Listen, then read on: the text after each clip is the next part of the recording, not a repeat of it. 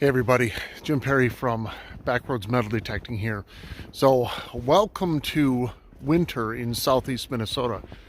Most of the area got at least a foot of snow overnight, and I do not own a snowblower, so I have been shoveling our driveway and decided to take a quick break. It's an absolutely gorgeous day after all that snow.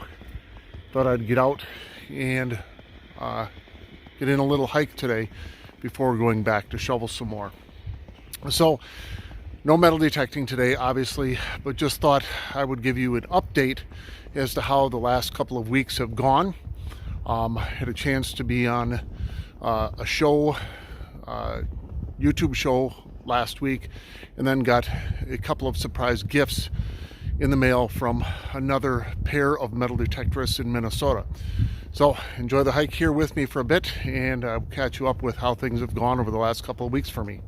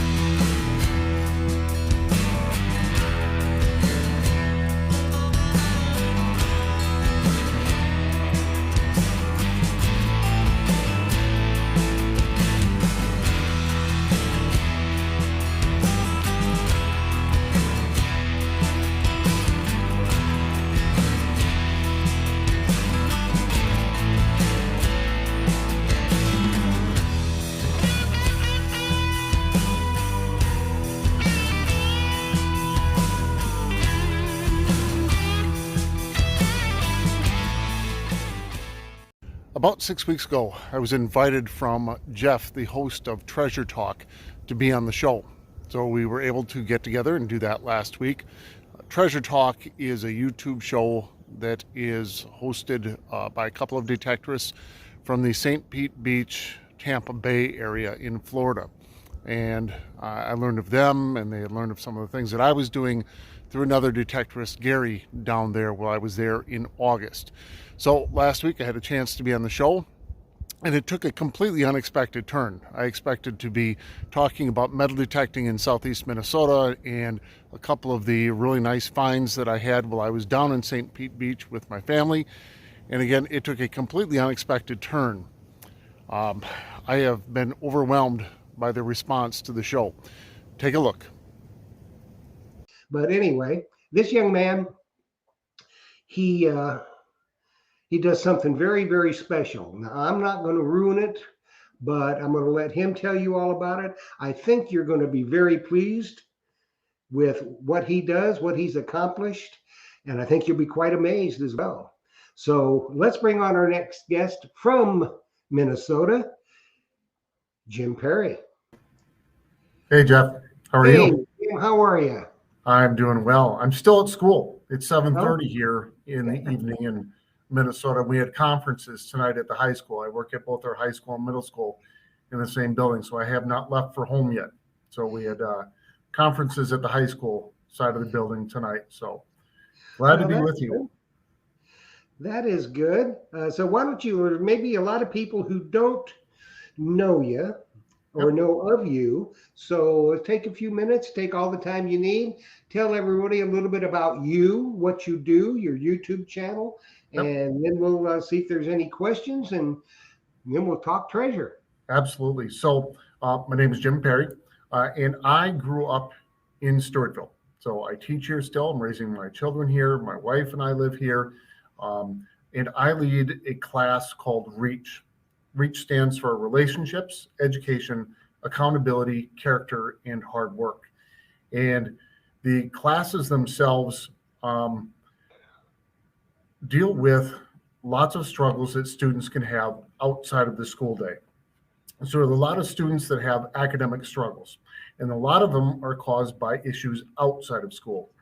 And when we started Reach, we had an academic intervention that took place here at our middle school before, and the principal at the time knew of my background, and he knew that I grew up with a lot of trauma.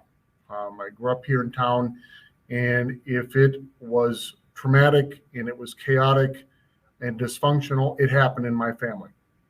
So I knew that I would be able to connect with kids that might have similar experiences. So we started Reach. We're in our 8th year now. We received a few awards for the work that we've done here. We have worked with over 300 students now, helping guide them to be their very best. So about a year and a half ago, when the pandemic hit, March 13th here in Southeast Minnesota was our last day of school that spring. And we walked out the door that day and we were told, you'll be back maybe by Wednesday or Thursday of next week. And it really didn't turn into that. One of the goals that I have for my students is for them to find good, wholesome, honest, and if outdoor, that is even better, hobbies or activities that'll contribute to their overall well-being. So I had toyed around with the idea of metal detecting solely because my wife and I were watching The Curse of Oak Island, and I fell in love with who I consider the absolute hero of that show, being Gary Drayton. And I thought this would be an actually really cool hobby to take up, and it would be really, really cool to teach the lessons from it with my students and with other kids through camps. So bought my very first detector that spring, Bounty Hunter Mach 4 or Mach 1, I forget what it was called, the $99 Fleet Farm special. It's a great detector. Yeah, and it worked great.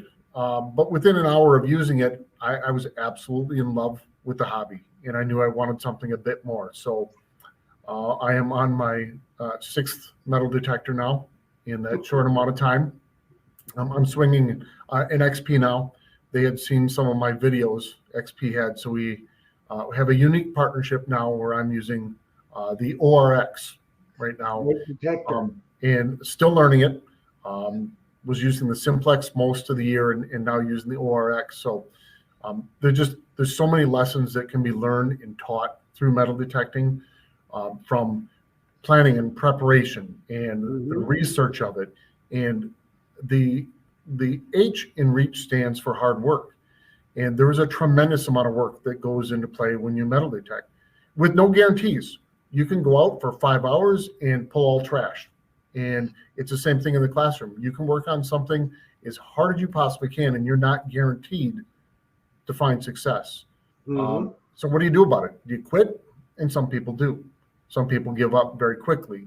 But perseverance is extremely important when we look at students that typically might give up on stuff. So everything from that hard work to patience and perseverance, and there are also the mental health benefits and overall well-being benefits of time in a small group detecting together. But for me, and I enjoy that, but for me, it's time on my own, either with my thoughts or most of the time not with any thoughts at all, just time outside. I do a huge amount of detecting out in the woods and at old farms and farmsteads that have been since removed here in Southeast Minnesota.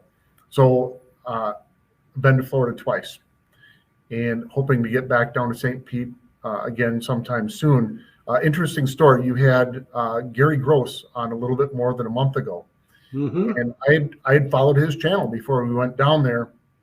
And my wife and I were there in April. And every morning I went out, I saw a detectorist in April. And I did not have a detector with me at the time. So we went back with our children. They're 19, 18, and 17 years old. And I went out each morning while they slept in. And all week, I didn't see any detectorists. And all I thought was, I'd like to meet someone down there that actually does get on the beach. But that Friday was the day before we left. I went out, and there were 2 out in the water. And I don't know about down there, but sometimes detectorists up here are a little bit territorial about their spots. Not down here. Okay. No. Well, I wasn't aware of that. So one of them was farther to the north in the water. One of them was farther to the south in the water. So I thought I'll stay between the 2. I'll get close until maybe they might get territorial, and I'll turn around and head in the other direction. So I went to the north, probably 10 minutes or so, realized he was watching me a bit, so I turned back to the south, and turns out it was Gary to the south.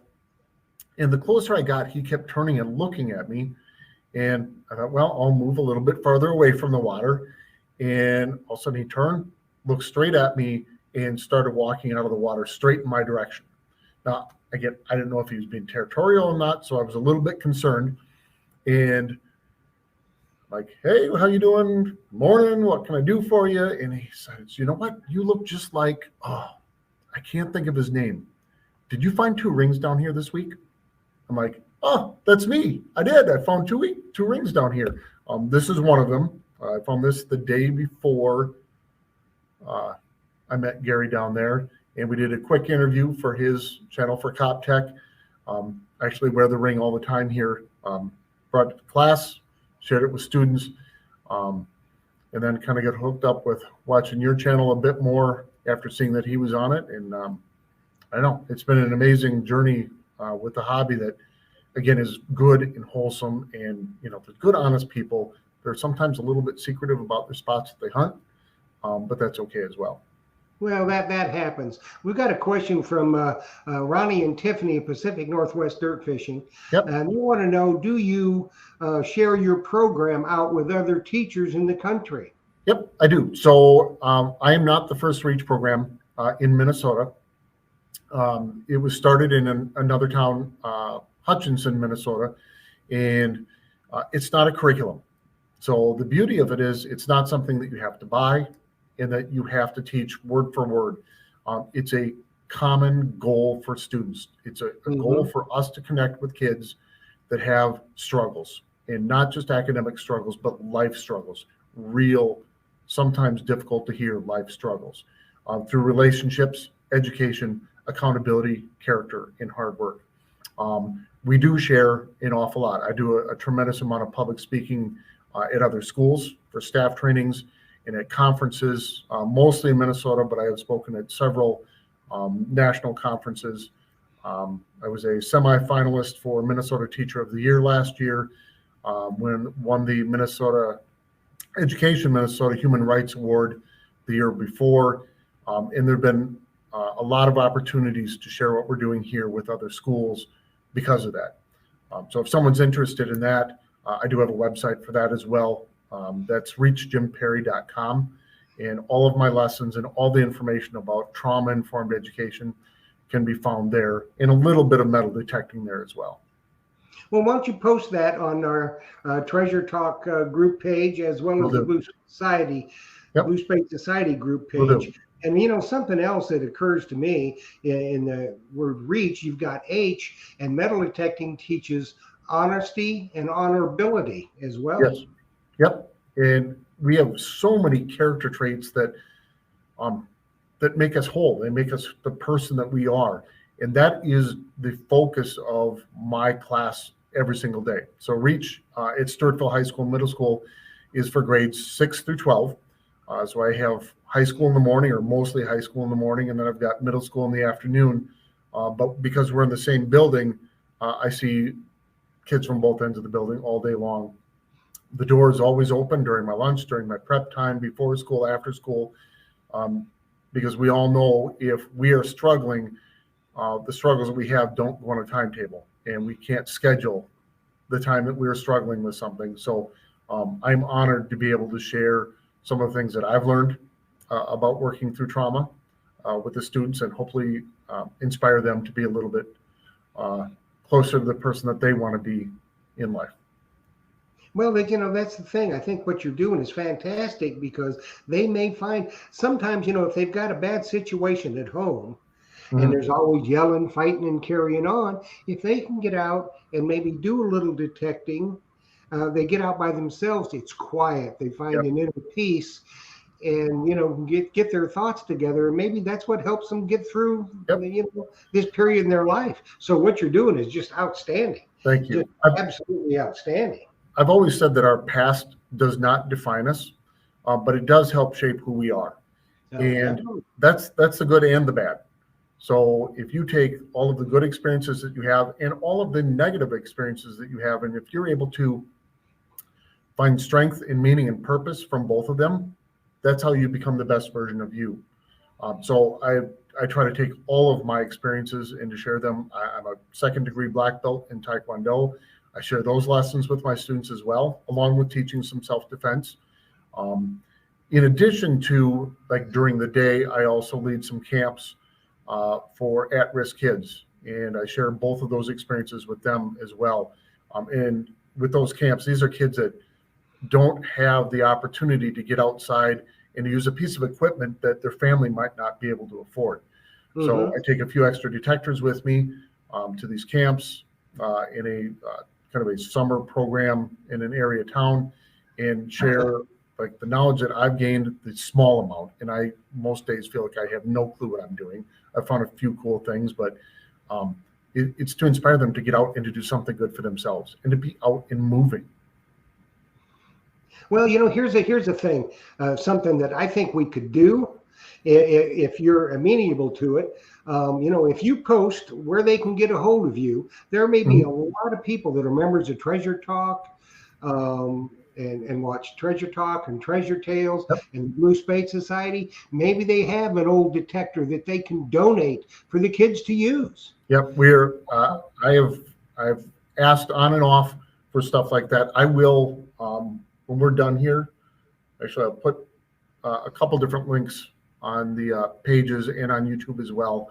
The more machines that we can get in the hands of kids, I feel the better.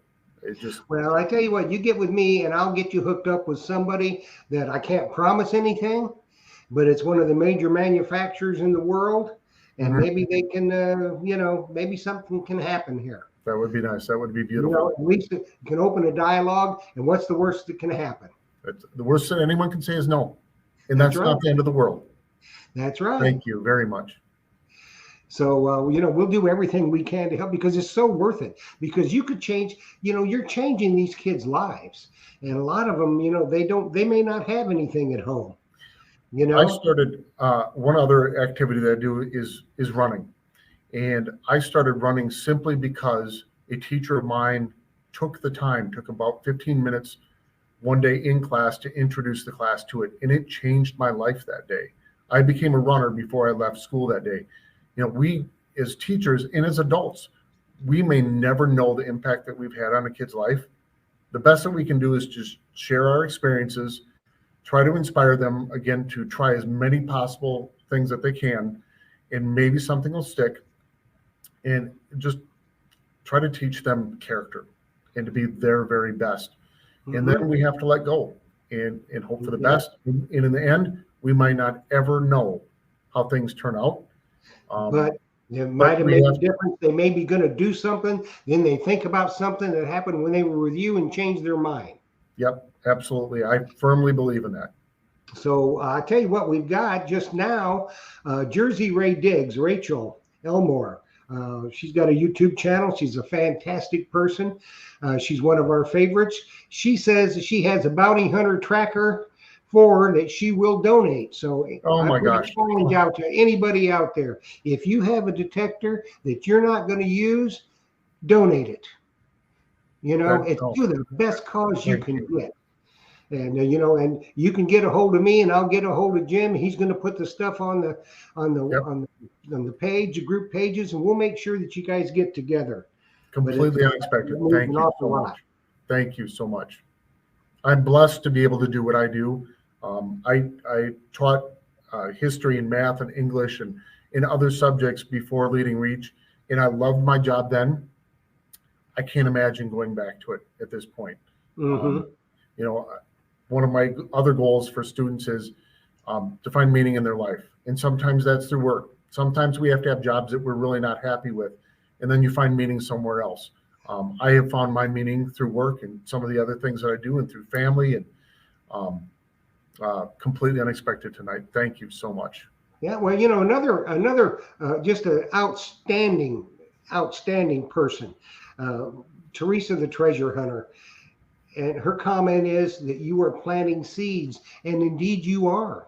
you're planting seeds. And just like I said, it may not be something right now. Maybe it's 2 years from now. One of these kids that's in, having problems, maybe they're out and they're, I'm going to hold up this convenience store or whatever. And then they think about, Jim told me I don't need to do this. I can do this if I put my mind to it, and maybe they won't do it. Right. And maybe getting into metal detecting. I can't remember now who it was because I'm an old person, but they were telling me when they were young, they would go out when they first started metal detecting, and they would go looking in the parks and that for change, and that's what they would buy, milk and bread for their meals. Yep. So, I take all of my change. Fantastic.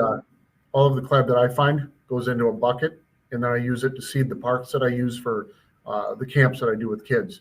And the negative side of that is the local park here in town, I can't detect anymore because I'm just pulling change that I'd already pulled before and sprinkled all over. Right. Well, maybe, we'll put it out there. I'll start announcing it on some of the shows. Maybe somebody up there has got that can do a hunt for these kids. Maybe do a seated hunt. They'd enjoy that. Maybe we can get some more people to donate some older detectors to get them started. You never know. That would be great. Thank you so much. So the more we can get, the better off it'll be, because it is just an absolutely one of the most worthwhile causes, because you're investing in your future. Yes. These kids are going to be the future. Yep. When I see my students, I see them as kids right now, but I also do my very best to picture them in 10 years. A lot of them are going to be parents and hopefully productive members of society. And as any adult in the building, that's our goal, is for them to be happy, healthy, and as productive as they can possibly be. And we all play a role in that. Yeah, and the beautiful thing about it is, like you said, you're getting them out of the house. They're not doing this all the time. Yes. With the video games. And the video games, to me, a lot of it, and I'm going to hear about this, trust me, is with all the violence and the shooting and the killing, I think that is ingrained in them far too much. So let's get them out. Let's get some fresh air, get some sunshine, get on your knees, dig a few holes, learn the etiquette of it. And there's a lot of lessons to be learned. The proper way to dig a hole, the proper way to go up and knock on somebody's door to get a permission. How you dress, how you act, how you speak. There's a lot of lessons to be learned, and they need to learn them because obviously they're not getting them at home. Absolutely. So I think it's fantastic. Thank you. I think you're going to be quite surprised by the generosity of the fans of this show and Treasure Talk and all of our groups and a lot of the YouTubers. I think you're going to be very well pleased with what's going to happen in the near future. I think. So in addition to that, if I can't bring an item in, I had an item that I found last year that I was never able to bring into the classroom. I found a World War I American Legion marker from a cemetery here in town that someone had dumped in the lake, and the lake drained years later. So what I do when I go out is I record videos as well. So Backroads Metal Detecting is the channel. If I'm not able to bring the items in, or I bring one or two things in, I get that all produced, and then I show that in class the next day. And those are anywhere from 5 minutes to 15 or 20 minutes, and share that experience. And in essence, I'm able to take my entire class each hour with me out into the field, literally, to be able to see what that experience is like. Even if they're not able to join me now, maybe they will in the future based on what they saw there. Yeah, and maybe they're learning something about history. They go out and they find something, that's history. Yes. So then maybe they want to go to the museums. Maybe they want to learn about the history other than what they hear on the news about, let's take a statue down or this and that and the other thing. History's there for us to learn from it and to honor it. And I think metal detecting, treasure hunting, goes right along with that. I mean, it may not be metal detecting. Maybe you'll take them magnet fishing or, that kind of stuff. So there's just many, many, many ways to do that. Every item that I find, I feel like it's got a story to tell. Sometimes it takes a little bit of digging to figure out what that story is, but there is a story to be told. How was that item used? who was it that possibly owned it? What did they do for a living, and how did they live where they lost it? And how do they feel when they lost it? How did that impact them? And it's that story that brings history to life. I joined our Stewartville Area Historical Society for that very reason, to be able to combine the metal detecting that I'm doing and some of the artifacts I'm finding here locally with a group of people that are like-minded, wanting to share that. And then even on the side, there are several different groups in Minnesota. Metal Detecting Minnesota is a large group that I take inspiration from them. But almost immediately after I started, I saw that there was a local group, Southeast Minnesota, the Zumbro Valley Treasure Hunters. So I looked them up online, and I was looking for a group to join, to find inspiration and to gain a little bit more knowledge, and joined their group, and then was nominated in July of this year, and voted in to be their vice president. And part of it is sharing our experiences with youth, because the hobby will die if we don't have new people take it up. That's and right. Some of those new people are young, and if we can excite them about it, they'll be the people that are doing this for 50 years. It won't be those that are a little bit more experienced now who have been doing it for 50 years already. Well, we've got some people like Ronnie and Tiffany from Pacific Northwest Dirt Fishing. They are going to post a link to your program on their YouTube channel. And I imagine there's a lot of people that watching tonight that have YouTube channels that'll probably do the same thing. Yep, and they may mention, about let's get some, some of the detectors you don't use much anymore. Let's get them up there for these kids. That would be great. I think things are going to happen. Thank you so much, Jeff. Well, we thank you because, it's fantastic. There's not many people that do that. They want to write them off. Yeah.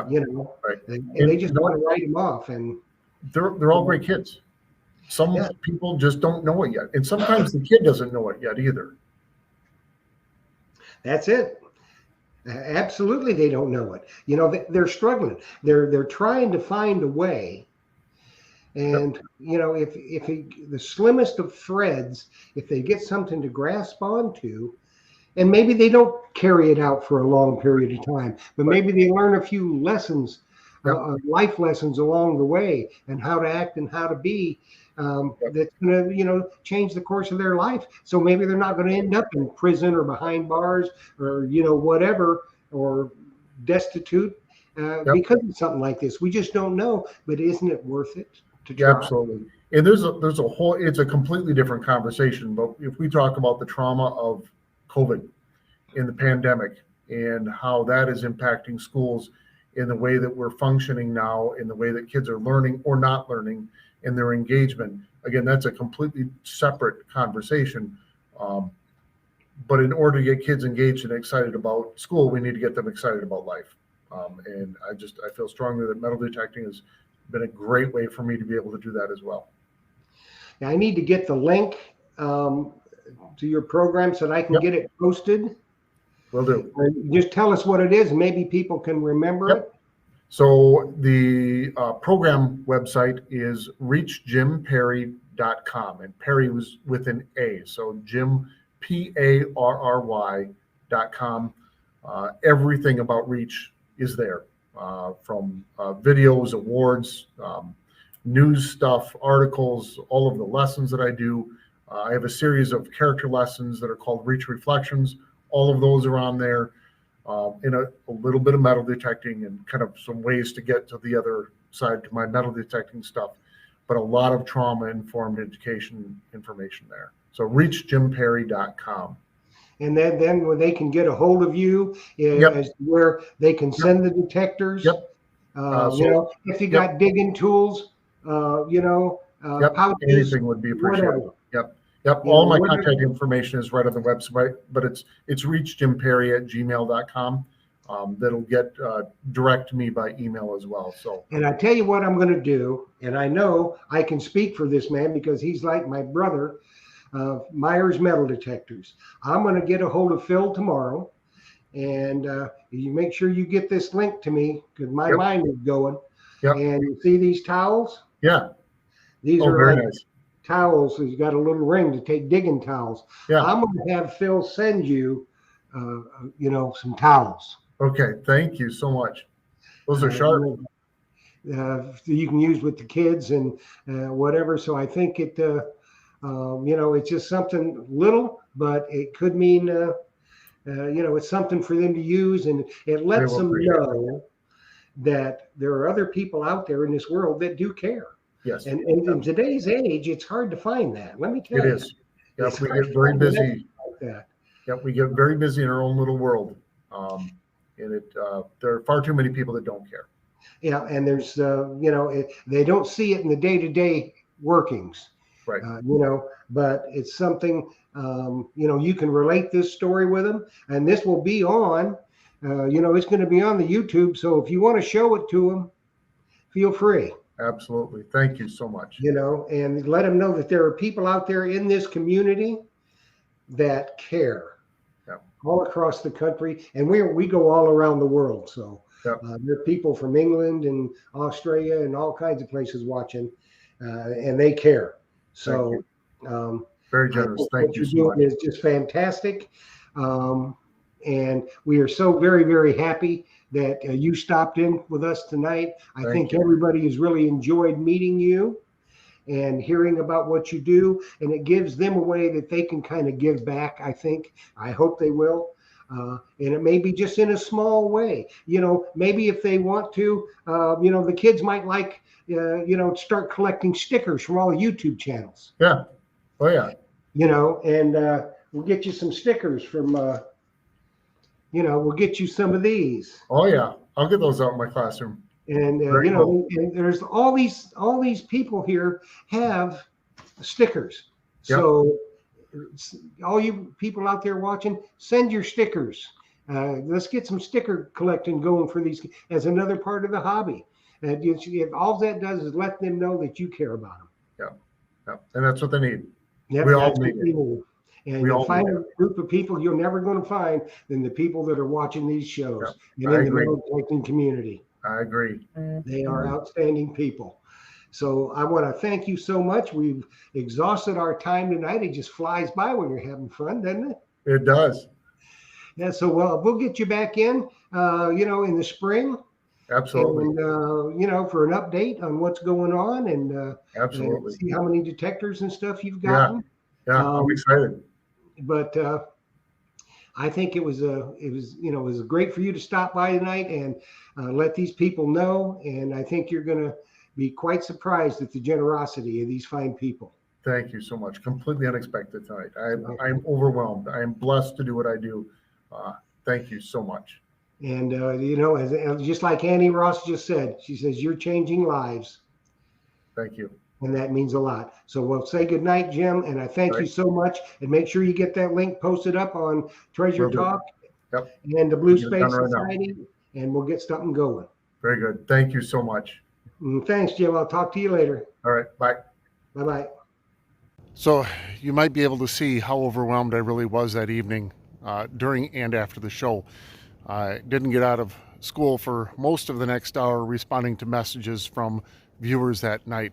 If you're interested in giving in any way, go ahead and send me a message to reachjimparry@gmail.com, and I will get you instructions on how you might be able to get any donations to me to be able to use with area youth to show them metal detecting and the many lessons learned from it. So it's time to head back out from my hike here and get back home and do a little bit more shoveling. Take a look and see what it looks like here.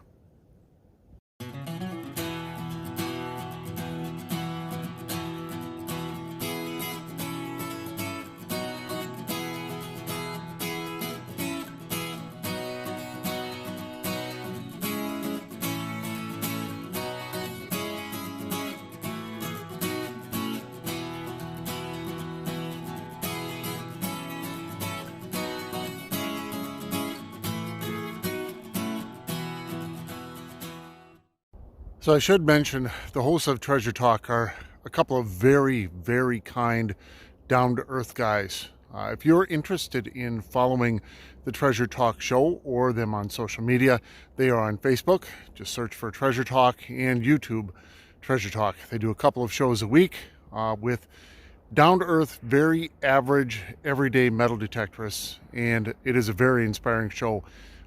You will enjoy it, I promise. So go ahead and take a look and subscribe and follow their page.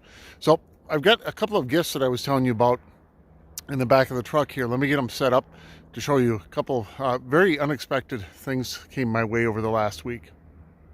So I have followed the Twin Diggers Facebook page and YouTube channel for some time. Pat and Pam from the channel sent me a couple of gift packages in the last week from a recent excursion that they had. So in addition to all of the metal detecting that they do a lot of bottle digging as well.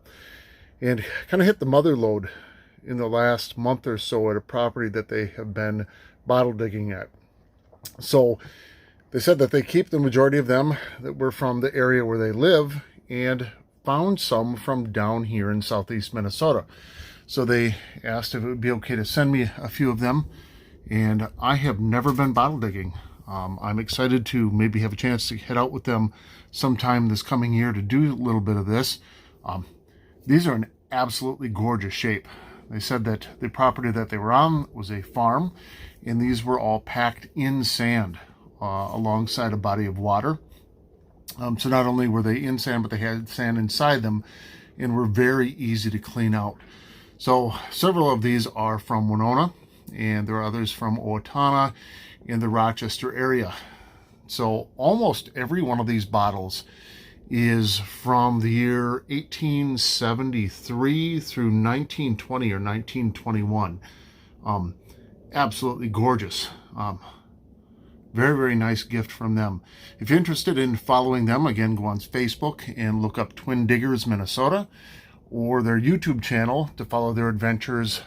Twin Diggers Minnesota. Great, great channel. A couple of interesting ladies out doing their best to be their best with metal detecting. Another completely unexpected surprise. I've met a lot of very, very cool people through metal detecting, and these two are a couple of them. So working on getting a display shelf made for this from a family member, and we'll get these up inside our living room or bedroom somewhere. My interest is definitely growing with this side of the hobby as well. So it's time to head home. I've got at least another hour of shoveling to do this afternoon. Again, we got at least a foot of snow in most of southeast Minnesota overnight, between yesterday kind of afternoon and overnight. Enough that the Zumber Valley Treasure Hunters Club Christmas party had to be canceled last night. I am now the vice president of the club. It started in 1980, so we will be entering our 42nd year as a club, and I am blessed to contribute as I am able in the last year and hopefully in the coming years. Unfortunately, the party did not happen. It'll be rescheduled as quick as we can. We're supposed to have the Find of the Year and Treasure Hunter of the Year awards, so I was looking forward to seeing who might have earned those. As always, thanks for joining me again today. Hope to see you again soon.